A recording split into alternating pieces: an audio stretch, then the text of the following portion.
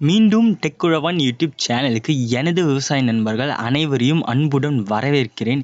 இப்போ நாங்கள் இந்த கம்யூனிட்டி ரேங்க் லிஸ்ட், அதுக்கப்புறம் உங்களுக்கு டிஎன்ஏல எவ்வளோ சீட் இருக்குது, எத்தனை பர்சன்டேஜ் சீட் இருக்குது, அதான் நீங்கள் கேட்குற மொத்த கமெண்ட்ஸையும் நாங்கள் எல்லாத்தையும் கம்போஸ் பண்ணி அது எல்லாத்துக்கும் ரிப்ளை பண்ணுற மாரி பிடிஎஃபாக ரெடி பண்ணியிருக்கோம். அந்த பிடிஎஃப் லிங்க் டிஸ்கிரிப்ஷனில் இருக்குது. அதுக்கான ப்ரொசீஜர் நான் இப்போ பேசி முடிச்சிட்ட பிறகு ஒரு வீடியோவாக போகும். நீங்கள் டெஸ்க்டாப் இருந்துச்சுன்னா அது மூலமாக டவுன்லோட் பண்ணிக்கலாம், மொபைல் இருந்துச்சுன்னா டெஸ்க்டாப் சைட் போயிட்டு டவுன்லோட் பண்ணிக்கலாம். அது எல்லாமே இப்போ நான் பேசி முடிச்சிட்ட பிறகு வரும். நீங்கள் அந்த பிடிஎஃபை டவுன்லோட் பண்ணிங்கன்னா உங்களுக்கு நீங்கள் கம்யூனிட்டியில் எத்தனாவது ரேங்க் இருக்கீங்க அப்படின்றது உங்களுக்கு தெரியும். டோட்டல் நம்பர் ஆஃப் சீட்ஸ் எவ்வளோ இருக்குன்றது தெரியும். உங்களுக்கு இதெல்லாம் பார்த்தீங்கன்னாவே உங்களுக்கு ஒரு ஐடியா கிடைக்கும், நம்மளுக்கு டிஎன்ஏவில் சீட் கிடைக்குமா கிடைக்காதுன்றது.